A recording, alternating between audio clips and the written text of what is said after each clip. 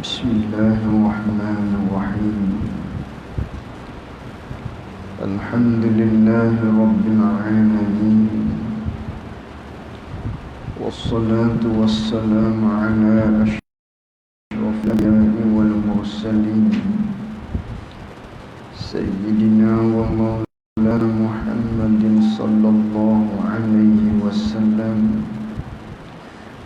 Allahumma arinal haqqa haqqan warzuqna ittiba'ah wa arinal batilan batilan warzuqna ijtinabah. Allahumma faqihna fid din wa 'allimna ta'wilih. Allahumma faqihna fid din wa 'allimna ta'wilih. Allahumma faqihna fid din wa 'allimna ta'wilih. Allahumma nawwir qulubana bi nuri hidayatika kama nawwartal arda bi nurika syamsika abadan abada. Birahmatika ya arhamar rahimin.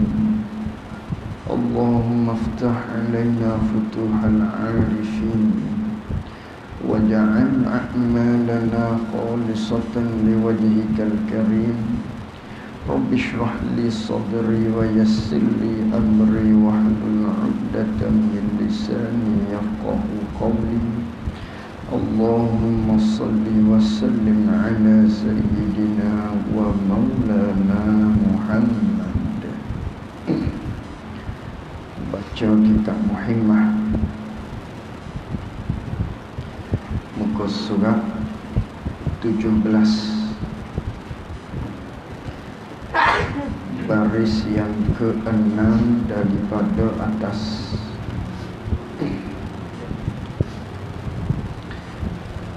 Qala al-mu'allif rahimahullahu ta'ala wa nafa'ana bi'ulumihi wa bi'ulumina fid darain amin. Dan setengah daripada kebinasaan berkahwin itu ialah terlebih membaikkan perangai dan terlebih membaikkan perangai dan muafakat akan ahlinya itu. Terlebih membaikkan perangai dan muafakat akan ahlinya itu di dalam kesukaan hawa nafsu hingga membinasakan akan perangai ahlinya dan dirinya. Baik. Jadi kita sambung muzakarah kita menerusi kitab Muhimmah, di mana kita berbicara berkaitan dengan kebinasaan bagi seorang suami manakala dia mengabaikan perkara-perkara yang mana telah dibilangkan pada perkaranya yang telah lalu. Dan masih lagi kita sambung pada malam ni berkaitan dengan kebinasaan bagi seorang laki-laki yang berkahwin tadi. Dengan sebab berkahwin tadi, sekiranya silap, maka binasalah dia, iaitu seorang laki-laki tadi. Itu dalam bab kita nak bicara ni. Jadi kata pengarang rahimahullahu ta'ala, dan setengah daripada kebinasaan berkahwin itu, setengah daripada binasa dengan sebab berkahwin tu, manakala seseorang laki-laki tu dia berkahwin dengan perempuan, boleh bawa kepada kebinasaan. Mana hak boleh bawa kepada kebinasaan dengan sebab dia berkahwin, iaitulah terlebih membaikkan perangai dan muafakat akan ahlinya, ahli bagi seseorang itu. Di antara perkara yang boleh membinasakan dengan sebab berkahwin tadi, iaitulah dia terlebih membaikkan perangai, terlebih muafakat. Maknanya ikut turut, terlebih pada menurut akan ahlinya itu. Apa akan ahlinya? Isteri dan juga anak-anak dia. Maka di antara sebab kebinasaan berkahwin ialah dia terlebih membaikkan perangai dan muafakat akan ahli dia. Terlebih membaikkan perangai dan muafakat akan ahli dia ni. Duk turut sangat, maknanya ahli dia, anak isteri tadi, turut-turut terlebih membaikkan perangai dan muafakat di dalam kesukaan hawa nafsunya, nafsu bagi ahli dia tadi. Iaitulah kena kepada ahli dia tu anak dan juga isteri. Duk turut sangat pada hak kesukaan nafsu bagi anak isteri dia. Duk turut sangat turut, maknanya membaikkan perangai dan muafakat tadi, iaitulah banyak sangat turut yang hala kepada kesukaan nafsu bagi anak isteri dia tadi, hingga membinasakan, yakni hingga sampai membinasakan akan perangai ahlinya, ahli bagi seseorang, iaitulah isteri anak dia dan dirinya, diri seseorang itu sendiri. Kerana apa tu? Bawa kepada binasa perangai isteri dia, anak dia dan juga diri dia, kerana duk ikut hawa nafsu tadi. Kerana terlampau pada ikut hawa nafsu, bawa kepada binasa anak isteri dan juga diri si suami tadi. Kerana duk turut sangat ni, apa hak suami isteri dia nak, ikut belakang. Apa hak anak dia nak, turut belakang. Maka turut tadi itu tak salah, tapi turut pada hak kesukaan nafsu yang melanggari, maknanya hak syariat, maka hak ni bawa kepada membinasakan perangai, membinasakan akan diri anak dia dan juga isteri dia, bahkan membinasakan diri dia sendiri. Tu kerana apa? Kerana terlebih sangat duk turut hawa nafsu ahli dia. Maka kata dia, ni bawa kepada binasa berkahwin, iaitulah kita sangat turut apa hak kesukaan bagi ahli isteri anak saat ni, hingga boleh membawakan binasa, membinasakan isteri anak dan diri kita.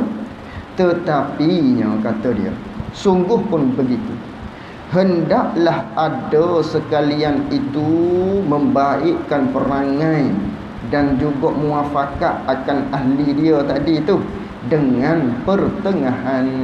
Nak turut tu kena turut secara pertengahan. Jangan keterlaluan, tak boleh keterlaluan, tapi kena turut dengan pertengahan. Maka jikalau ada ahlinya, ahli bagi seseorang itu mengerjakan akan sesuatu, akan satu-satu perkara yang munkar, manakala dia buat satu perkara yang munkar, yang salah, yang menyalahi akan syariat, sama ada yang haramkah benda hak dia mengerja tadi, atau hak makruhkah benda hak dia mengerja tadi, atau hak kurang adabkah hak dia mengerja tadi.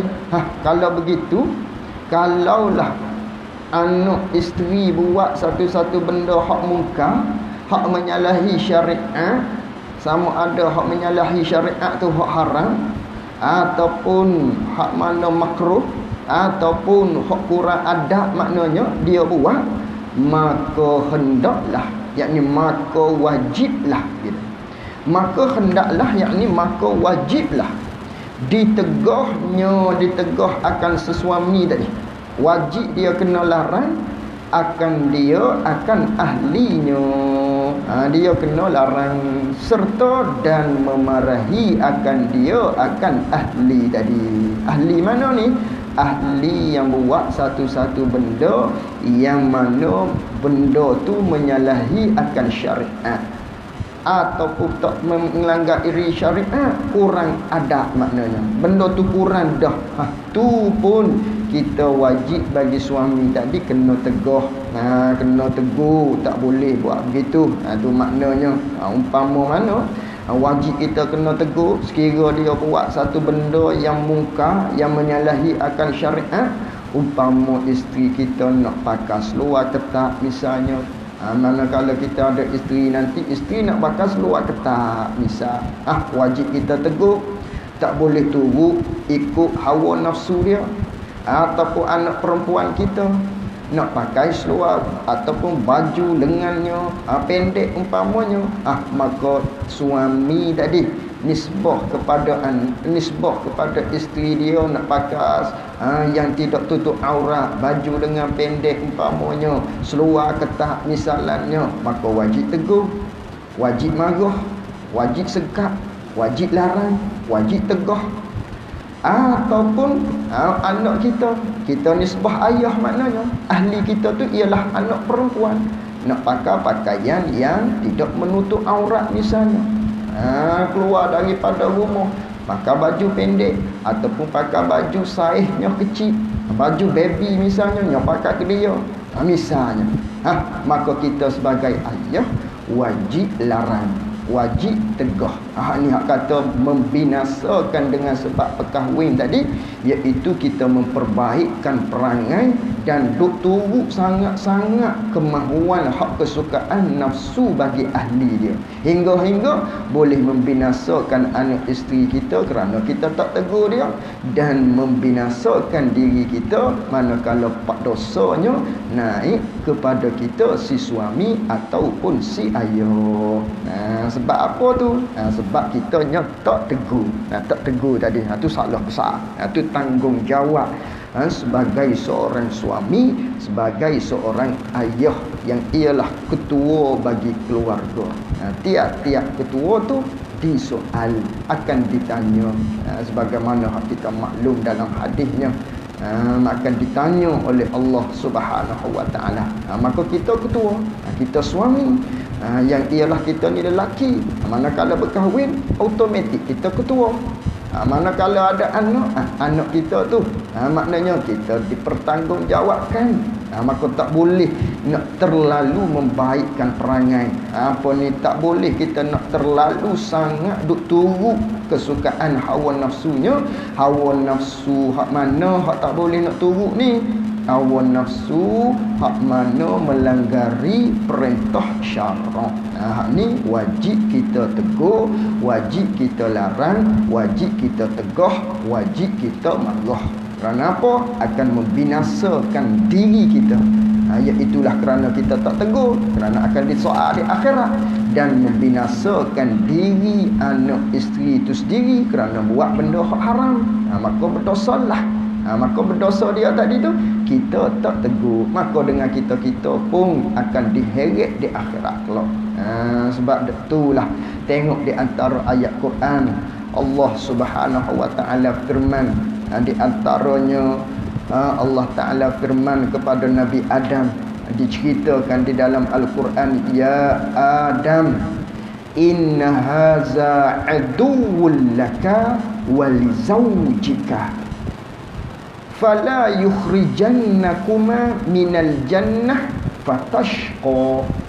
Kata Allah Subhanahu wa taala kepada Nabi Adam, ya Adam, wahai Nabi Adam, inna haza aduwwun laka. Kata Allah Taala, sesungguhnya ini, yakni iblis. Kerana ayat sebelum tu cerita tentang iblis ingkar untuk sujud kepada Nabi Adam. Maka ayat lepas tu Allah Ta'ala kata kepada Nabi Adam, hei Adam, inna haza aduwwun laka. Sesungguhnya iblis ni, hak tak sujud padamu ni, dia ni ialah musuh bagi kamu. Bukan sekadar musuh kepada kamu, wali zaujika, bahkan musuh kepada isterimu, iaitulah Hawa. Fala yukhrijannakuma, maka dah dia tu musuh. Kata Allah Ta'ala kepada Nabi Adam, jangan kamu dikeluarkan olehnya, jangan kamu berdua ni dikeluarkan daripada syurga olehnya, yakni oleh iblis tadi tu, kerana dia musuh bagimu dan musuh bagi isterimu, maka mu jangan dikeluarkan oleh dia. Dengan sebab dia mu turut dia, maknanya akan dikeluarkan kamu daripada syurga. Jangan, Allah Ta'ala larang. Lalu tu kata Allah Ta'ala, sekiranya duk turut juga dia, fatashqa, maka binasalah engkau hai Adam. Maka kalau kita perhati di ayat tu, Allah Ta'ala bagi tahu kepada Nabi Adam dan juga maknanya kepada Nabi Adam tu bahawasanya iblis tu musuh bagi diri dia dan musuh bagi Hawa, bagi kedua-dua Adam dan juga Hawa. Maka jangan tertipu dengan iblis tu. Allah Ta'ala pesan, jangan mu berdua ni tertipu dengan iblis. Maka kalau mu tertipu juga, fatashqa, maka binasalah engkau Adam. Hanya Nabi Adam saja binasa tadi. Walha, asal ayat tadinya kepada Nabi Adam dan juga isterinya Hawa. Tapi di akhir hujung ayat tu, nak habis ayat tu, fatashqa, binasa Nabi Adam saja. Kerana apa? Ini nak memberi arti kepada kita, maknanya dosa isteri tadi sekiranya kita tak tegur, tak larang dia, naik kepada si suami. Naik pada si suami, tanggungjawab suami, binasa suami. Bila manakala kita tak tegur, tak larang, tak tegah, apabila kita melihat perkara-perkara yang mungkar. Itu pengajaran daripada ayat itulah. Nak ceritanya, kalaulah maknanya ahli keluarga kita tu ada buat benda-benda salah, kita tak tegur, maka kita lah yang tanggung sebagai ketuanya. Pada pihak kita tu ketua akan disoal oleh Allah Subhanahu wa Ta'ala. Habis itu. Maka dah begitu, maka sayugianya, sayugia ni ada kalanya pakai dengan makna wajib, ada kalanya terkadang-kadang pakai dengan makna sunat. Tengoklah, tengok ayat tu. Maka sini nak dengan makna wajib. Maka sayugianya, maka wajiblah gitu. Maka sayugianya yakni maka wajiblah, jangan sekali-kali menolongi, jangan sesekali menolongi, tolong-tolong ikut akan ahlinya. Ahli bagi seseorang laki-laki tu, jangan kita tolong akan ahli kita, isteri ataupun anak tadi, pada perbuatan yang menyalahi akan syariat agama yang suci. Jangan duk tolong, jangan duk ikut pada perbuatan, masuk juga perkataan yang menyalahi akan syariat agama yang suci ni. Tak boleh nak tolong, jangan tolong dia, jangan biar, maknanya kena tegah tadi. Maknanya jangan tegah, bahkan kita jangan tolong kalaulah dia buat perkara-perkara yang menyalahi akan syariat agama yang suci tadi. Mana dalilnya? Seperti firman Allah Ta'ala, wa ta'awanu 'alal birri wat taqwa wa la ta'awanu 'alal ismi wal 'udwan. Artinya, dan bertolong-tolong oleh kamu, kata Allah Ta'ala, wa ta'awanu 'alal birri wat taqwa, bertolong-tolonglah kamu atas berbuat kebajikan. Bertolong-tolonglah kamu atas buat kebajikan dan atas takut akan Allah Ta'ala. Wat taqwa, tolong-tolonglah maknanya di atas takut pada Allah. Dan jangan kamu bertolong-tolong, ini tempat mutabaqah ayatnya, tempat nak buat dalilnya. Wala ta'awanu, dan jangan kamu bertolong-tolong 'alal ismi wal 'udwan, atas perkara yang bertolong-tolong atas berbuat dosa dan berseteru. Kalaulah benda tu bawa pada maksiat, ni tak boleh nak tolong. Benda bawa pada maksiat tak boleh nak tolong, bawa pada kezaliman tak boleh nak tolong. Umpama isterinya nak pergi aerobik misalnya, nak pergi aerobik, maklumlah ada lelaki, ada perempuan, tempatnya tempat terbuka misalnya, pakainya pakaian yang ketat-ketat misalnya, ataupun untuk guru dia duduk di depan tu lelaki misalnya, hak ni kena larang. tak boleh nak tolong menolong. Gilah awi pitih pada isteri kita umpamanya. Tu masuk dalam kata tolong lah tu. Tolong pada buat maksiat. Bahkan kita larang dah padahalnya jangan gi aerobik misalnya. Ikutlah benda-benda mana sekalipun dia nak gi misalnya hak tempat hak bercanggah dengan syariat. Semata-mata aerobik itu tak apa, asalkan tempatnya tutup, tidak dilihat oleh laki-laki. Tapi kalau benda tu bercampur gaul dengan lelaki misalnya, ataupun tempatnya terbuka, orang lelaki boleh lihat di luar sana, ataupun salah seorangnya daripada gurunya ialah lelaki misalnya, kita ni duk turut saja, isterinya duk turut-turut. Maknanya apa yang diperbuat oleh gurunya di hadapan guru tu lelaki misalnya, ikutlah. Asalkan ada bentuk hak di melanggar syariat, maka wajib larang. Wajib kita jangan beri izin. Wajib kita kena tegur. Tiba-tiba ia gi juga.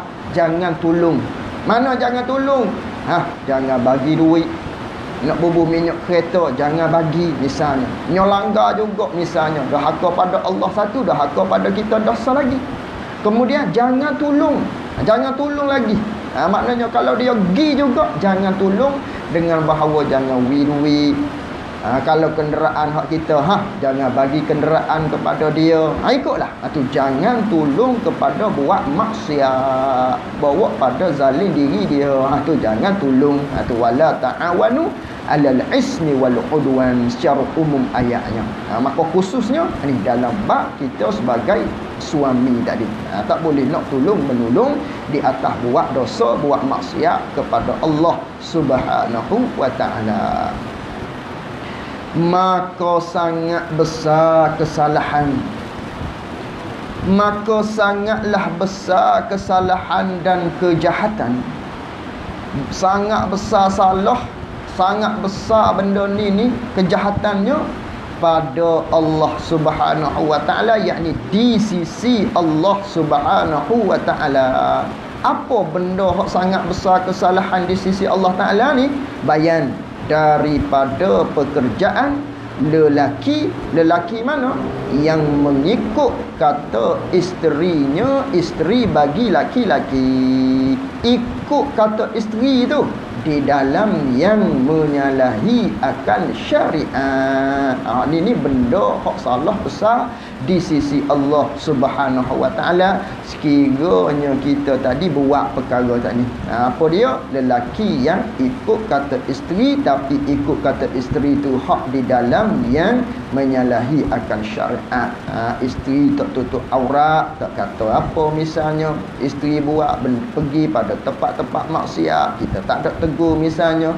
Ni maknanya benda yang salah besar kita saat ni di sisi Allah Subhanahu wa taala.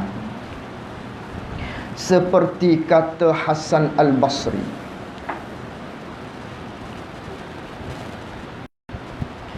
seperti kata Hasan Al-Basri, yakni Imam Hasan Al-Basri rahimahullahu ta'ala. Hasan Basri ni min kibarit tabi'in, setengah daripada maknanya ulama besar daripada kalangan-kalangan puak-puak tabi'in. Ini Hasan Al-Basri yang bertemu dengan sahabat. Dia tak bertemu dengan Rasulullah, tapi temu dengan sahabat. Dia panggil tabi'in. Maka dia ni ulama besar daripada kalangan puak-puak tabi'in.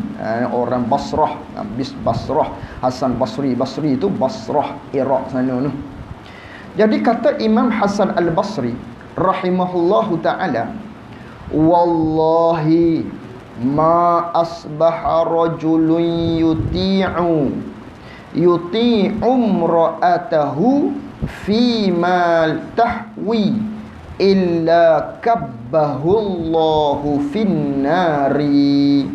Kata Imam Hasan Al-Basri, artinya demi Allah Ta'ala, wallahi, tu Hasan Basri, Imam Hasan Basri yang bersumpah, wallahi demi Allah, ma asbaha rajulun yuti amra'atahu fi ma tahwi illa kabbahu Allahu finnar.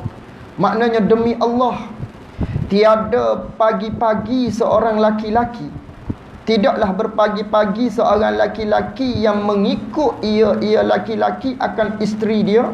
Dia ikut di dalam suatu yang disukai oleh hawa nafsunya, hawa nafsu isteri. Tidaklah berpagi-pagi lelaki hak ikut isteri tadi dalam perkara hak disukai oleh hawa nafsu isteri.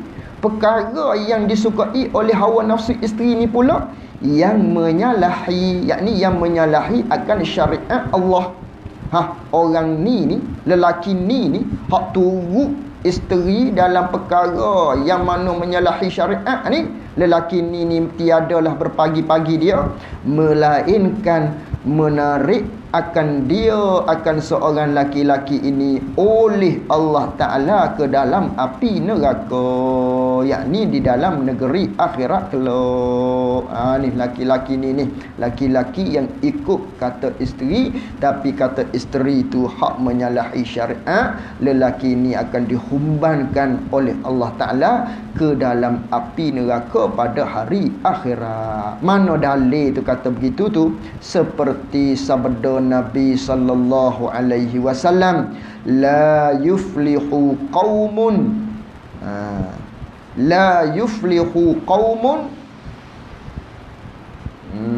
tamlikuhum, gitu. Salah tu kitab tu. Baiki sikit. Dalam kitab tu tamlihikum, jadi begitu. Naknya tamlikuhum, gitu. Tukar-tukar silap tu. Silap ejo. Tamlikuhum. Sabda Nabi sallallahu alaihi wasallam, la yuflihu qaumun tamlikuhum imra'atun. Artinya tiada dapatlah kemenangan, kata Nabi, tidak dapatlah kemenangan, tak beruntung orang ni. Siapa hak tak beruntung, hak tak dapat kemenangan oleh kaum, yakni oleh satu-satu kaum. Satu-satu kaum tu kena kepada puak-puak lelaki yang ialah ketua bagi keluarga tadi. Tak dapat kemenangan lah oleh satu-satu kaum, yang ini lelaki tadi, yang mana yang memiliki mereka itu satu-satu kaum tadi, yang itulah lelaki tu yang memiliki, yang mengawal. Siapa kawal dia? Siapa hak memiliki dia tu? Lelaki tadi dikawal, dimilik oleh perempuan. Maka kata Nabi, lelaki tu tak beruntung tu. Tak dapat kemenangan tadi. Kalaulah maknanya nisbah dalam rumahnya isteri jadi ketua, maka tak aman rumah tadi. Begitu jugalah dalam bab-bab lain sekalipun, takkan beruntung sekiranya perempuan yang jadi ketua. Sekiranya pada satu kaum lelaki itu dimiliki oleh perempuan, yakni dikawal oleh perempuan, maka takkan dapat kemenangan, takkan dapat keberuntungan jika perempuan yang maknanya mengawal bagi laki-laki. Begitu jugalah khususnya dalam bab rumah tangga tadi. Sekiranya isteri yang mengawal, maka rumah tangga tadi tidak akan sejahtera, tak dapat kemenangan, kata Nabi sallallahu alaihi wasallam. Dan lagi sabda Nabi sallallahu alaihi wasallam, sabda nabinya siapa kata ni? Dalam kitab siapa ni? Dalam kitabnya Imam Ghazali. Tu kena carilah. Kata Imam Ghazali dalam kitab dia sabda Nabi. Kitab Imam Ghazali hak mana, kena cari tu. Dan lagi sabda Nabi sallallahu alaihi wasallam, kata Imam Ghazali, hanya sungguhnya ta'isa abdaz zaujati. Ta'isa abdan. Tu baris dua tu. Abdan gitu. Ta'isa abdan zaujati. Artinya binasalah dan jahatlah. Ta'isa asalnya celakalah kalau bahasa kita nya. Ta'isa ni celaka. Celakalah, binasalah dan jahatlah lelaki yang jadi hamba, lelaki hak jadi tu pok turut, yang jadi hamba hak jadi pok turut bagi isterinya, isteri bagi seseorang tadi. Celakalah lelaki hak jadi pok turut isterinya. Apa murak Apa makna hak jadi hamba bagi isteri ni? Iaitu dia turut pada pekerjaan yang menyalahi syariat. Adapun turut benda hak tak menyalahi syariat, hak tu tak ada apa. Tak ada apa hak tu. Bahkan hak tu dia panggil kemanisan di dalam rumah tangga. Tapi hak ni turut benda hak menyalahi syariat. Hak ni tak boleh. Hak ni Nabi kata celaka orang tadi. Celaka lelaki hak jadi pok turut bagi isteri dia. Jadi pok turut pada isteri dia, yakni tambah sikit pada menyalahi syariat. Gitu. Celaka lelaki tadi.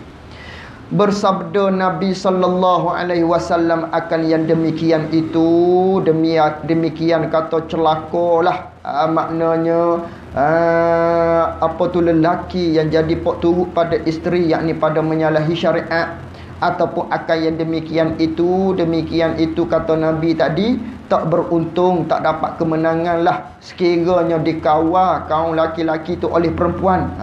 Ikutlah maknanya nak rujuk mana tu, maknanya hak sama saja tu. Apa hikmah tu? Bersabda Nabi SAW akan yang demikian itu tu, demikian dua hadis tadi tu, gitu. Hikmahnya kerana bahawa sesungguhnya apabila mengikut oleh seorang laki-laki akan isterinya, isteri bagi seorang laki-laki tu, kalau dia ikut di dalam sesuatu yang disukai oleh hawa nafsu isteri, maka iaitu lelaki yang ikut isteri ni, lelaki ni jadi hamba bagi isterinya. Jadi hamba bagi isteri orang panggil. Sebab tu celaka lelaki saat ni. Sebab apa? Kerana dia tu duduk turut maknanya isteri tadi, jadi hamba, seolah-olah jadi hamba bagi isteri dia. Kalau begitu, maka sungguhnya binasalah ia suami. Celakalah suami tadi, yang mana dia jadi hamba bagi isteri. Kerana apa jadi celaka? Kerana bahawa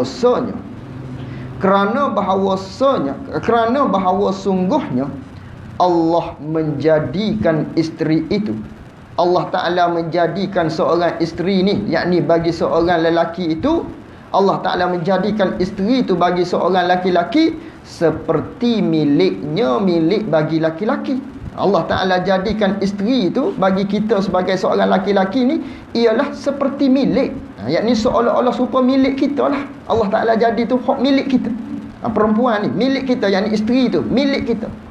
Milik bagi seorang laki-laki di dalam perintah bagi seorang laki-laki. Dah milik ke? Dalam perintahan kita, dalam perintahan bagi seorang laki-laki. Yang ni dijadikan hak asal, maknanya hikmah Allah Ta'ala jadikan perempuan tadi asalnya milik bagi seorang laki-laki, manakala milik bagi seorang laki-laki dalam pemerintahan kita, dalam rentahan bagi seorang laki-laki. Dah begitu, maka apabila milik isteri itu, milik isteri itu oleh seorang laki-laki, maka apabila milik isteri itu oleh seorang laki-laki, milik akan diri seorang laki-laki. Kalaulah maknanya asal kejadian tadi, asalnya iaitulah isteri itu ialah milik bagi kita seorang laki-laki, maka tiba-tiba gitu, nak suruh mudah faham. Maka tiba-tiba bagi kamu tu pula mengikut isterinya. Walha dijadikan oleh Allah Ta'ala isteri itu ialah milik bagi suami. Tiba-tiba dan manakala Allah Ta'ala jadikan isteri itu milik bagi suami, maknanya isteri itu dalam pemerintahan kita, dalam rentahan kita. Tiba-tiba kamu mengikut isterimu, itu makna. Maka bagi kamu mengikut isterinya, yakni maka tiba-tiba kamu duk ikut isteri, maka sesungguhnya jadi terbaliklah pekerjaan itu. Jadi terbaliklah asal kejadiannya, hikmahnya, maknanya isteri itu di bawah rentahan kita, dia kena ikut kita tu asalnya. Tiba-tiba suami ikut isteri, maka sesungguhnya hak ni jadi terbalik pekerjaan itu.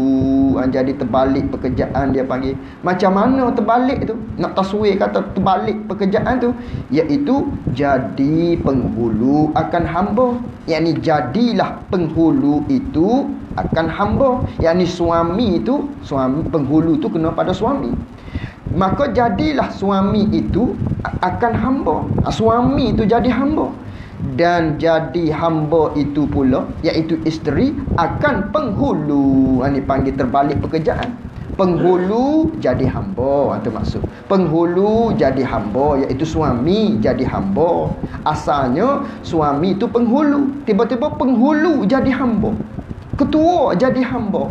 Dan jadi hamba pula, isteri itu maksudnya, yang asal hamba, hak tu pula jadi penghulu. Akan penghulu, yakni jadi penghulu. Isteri pula jadi penghulu. Maka ini dia panggil terbalik pekerjaan. Maka yang demikian itu, demikian jadi terbalik pekerjaan ini, jadi binasalah. Jadi binasalah apabila terbalik pekerjaan seumpama demikian tadi. Intaha, habis perkataan Imam Ghazali rahimahullahu ta'ala. Habis itu.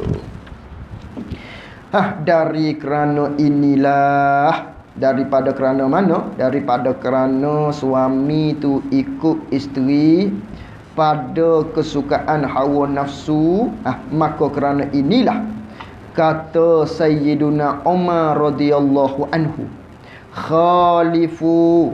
khalifun nisaa fa inna fi khilafihinnal barakata. Artinya, bersalahan olehmu, hei suami-suami, kata Sayyidina Umar. Sayyidina Umar kata, khalifun nisa, bersalahan oleh kamu, hei suami-suami. Kamu kena menyalahi. Menyalahi mana? Akan perempuan, yakni akan isteri dan anak-anak kamu hak perempuan tu. Kamu kena menyalahi. Kamu kena bersalahan, hei suami, di dalam sesuatu yang disukai oleh hawa nafsunya, hawa nafsu isteri. Hawa nafsu isteri mana? Anak perempuan mana? Hak kita kena bersalahan ni, kata Sayyidina Umar, yang menyalahi akan syariat, hak bercanggah dengan syariat Allah. Hak ni kata Sayyidina Umar, mu kena menyalahi, mu kena bersalahan. Tak boleh ikut sekiranya isterimu nak buat satu-satu benda hak menyalahi syariat, ataupun anak perempuanmu nak buat satu-satu benda yang menyalahi akan syariat Allah Ta'ala, maka mu kena bersalahan. Mu jangan ikut, mu jangan turut pada benda-benda yang demikian tadi. Kerana apa? Kerana bahawa sesungguhnya di dalam menyalahi akan mereka itu isteri dan anak perempuan kamu terhadap benda yang menyalahi syariat Allah Ta'ala ni, mu menyalahi itu dapat barakah. Bukan kata bawa pada jadi bergaduh, jadi huduh rumah tangga, tidak. Hak itulah dapat barakah daripada Allah Subhanahu wa Ta'ala. Yang mana barakah ni, yang mana kita tak nampak dalam kehidupan kita ni, benda hak kita tak nampak. Bukan benda pesih hissi, tidak. Tapi benda maknawi, barakah-barakah ni. Hak ni hak kita carinya. Maka kita menyalahi, kita tak ikut apa hak isteri kita suka dalam perkara yang menyalahi syariat, ataupun hak anak perempuan kita hak menyalahi syariat, kita tak ikut, hak tu akan dapat barakah di dalam kehidupan rumah tangga kita tadi. Tu habis itu. Maka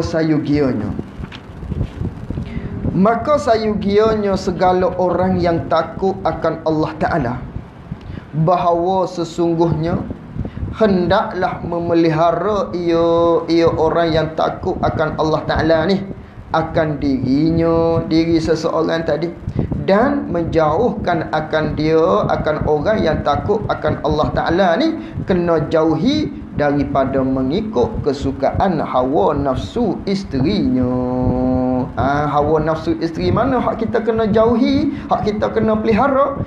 hawa nafsu yang menyalahi akan syariat. Hak tu kita kena pelihara, hak ni kita kena jauhkan diri kita. Iaitulah ikut kesukaan hawa nafsu, hak menyalahi akan syariat Allah Ta'ala. Kerana tiada seorang yang mengikut, yakni kerana tidak ada seorang laki-laki yang mengikut. Sekiranya suami tu turut juga benda hak menyalahi akan syariat Allah Ta'ala ni, dia ikut hak isteri dia nak, anak perempuan dia nak, maka tidak adalah seorang pun hak mengikut, iaitulah si suami ataupun si ayah hak ikut maknanya benda-benda hak menyalahi akan syariat ni, seperti yang tersebut itu, melainkan diturunkan oleh Allah Ta'ala akan bala atasnya, atas seorang laki-laki. Akan turun bala sekiranya kita ikut, kita turut apa hak isteri kita nak, benda tu yang menyalahi akan syariat Allah Subhanahu Wa Ta'ala, turun bala kepada kita. Mana dalil? Seperti yang tersebut di dalam hadis Nabi sallallahu alaihi wasallam.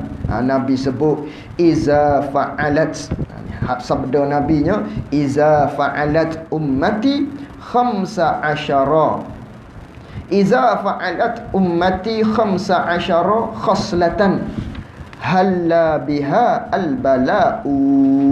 Kata Nabi sallallahu alaihi wasallam, yang artinya apabila berbuat oleh umatku, apabila berbuat oleh umatku akan yang 15 perkara, nescaya turunlah atas segala mereka itu umatku turun-turun bala, yakni turun akan azab. Maka azab ni maknanya benda umum. Maknanya azab-azab ni kalau hujan sokmo-sokmo itu panggil azab juga. Kalau jenis kemarau yang keterlaluan, kemarau yang mana berpanjangan, tu pun panggil azab juga. Azab ni benda umum, balak-balak ni benda umum. Ni kata Nabi SAW, kalaulah umat aku buat 15 perkara ni, maka turunlah bala kepada dia, kepada umat aku tadi. Mana? Salah satunya daripada 15 perkara yang mana kalau umat aku buat, turun bala. Salah satunya, apabila adalah rampasan itu diambil dengan kekerasan. Ni dia panggil harta ghanimah. Harta hak waktu dulunya Islam berperang dengan kufar, manakala begitu harta dia tu diambil oleh orang Islam, maka ketua dia kalau kira-kira kena bagi, tiba-tiba tak bagi, itu dia panggil apabila rampasan diambil dengan kekerasan, maka akan turun bala. Kalau harta rampasan diambil dengan kekerasan, dia tak bagi. Ataupun tafsiran yang kedua kata ulama, iaitulah orang kaya ambil hak orang miskin, itu pun sama, akan turun bala. Masuk dalam kata yang pertama tadi, apabila adalah rampasan itu diambil dengan kekerasan, yakni orang kaya ambil hak orang miskin. Boleh juga dengan makna tu. Dan keduanya, apabila adalah amanah itu jadi rampasan. Asalnya orang bagi amanah kepada kita, orang mempertanggungjawabkan kepada kita, percaya kepada kita, berilah, bagi maknanya amanah pada kita. Tiba-tiba jadi rampasan, yakni orang beri tanggungjawab pada kita, umpama harta orang bagi pada kita, bagi suruh maknanya jaga, orang bagi kepercayaan pada kita, tiba-tiba kita ambil buat milik kita pula. Ikutlah benda-benda apa sekalipun orang amanah pada kita, tiba-tiba kita buat milik kita, kita ambil kepada diri kita.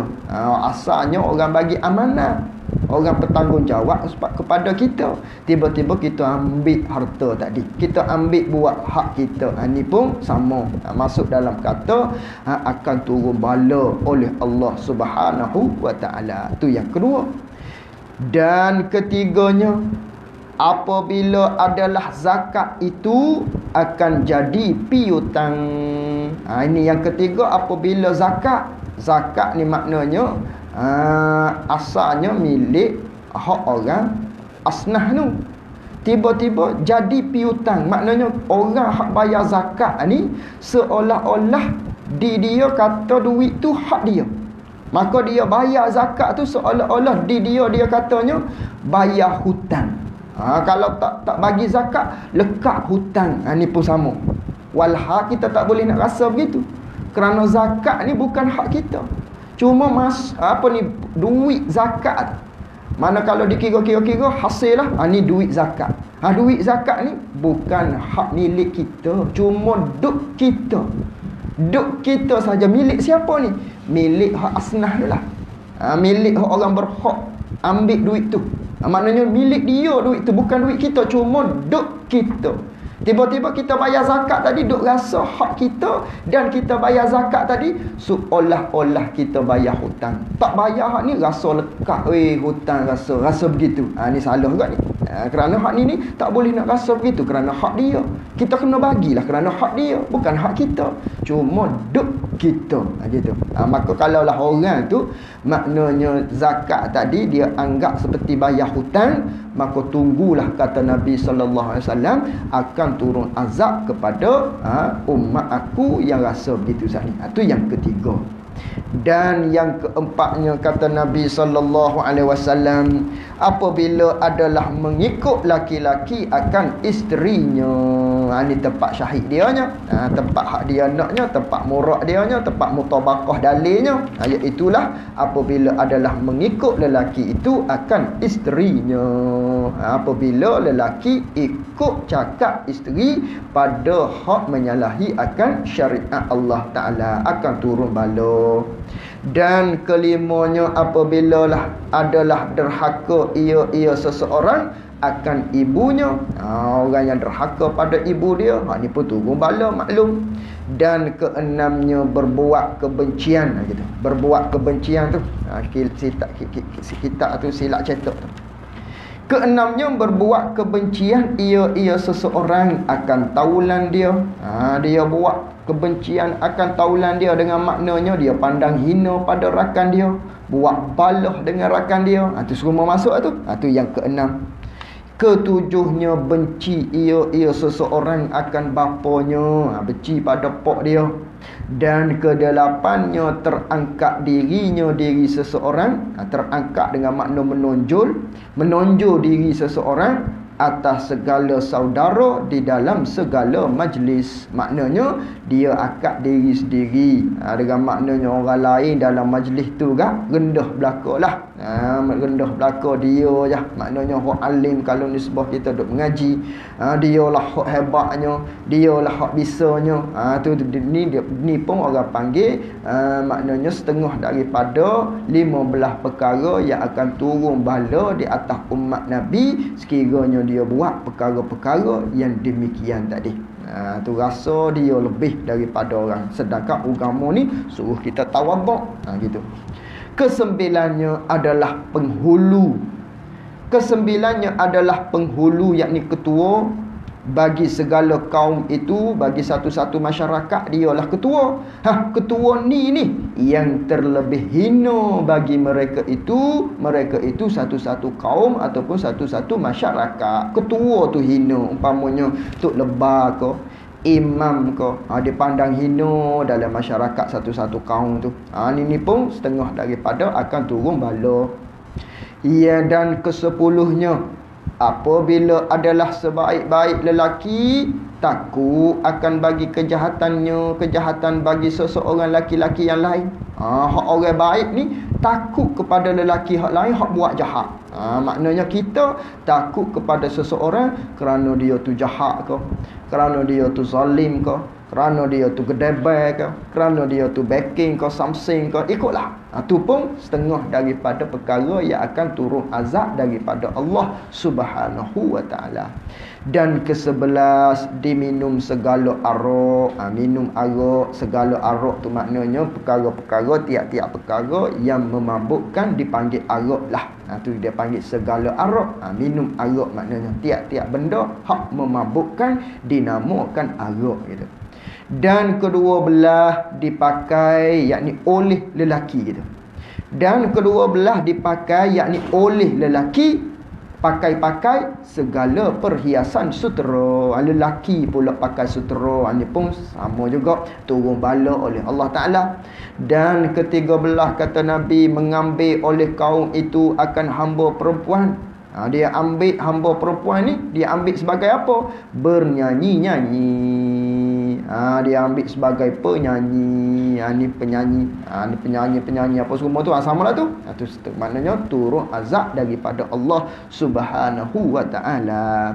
Ni zaman dulu. Dia ambil perempuan-perempuan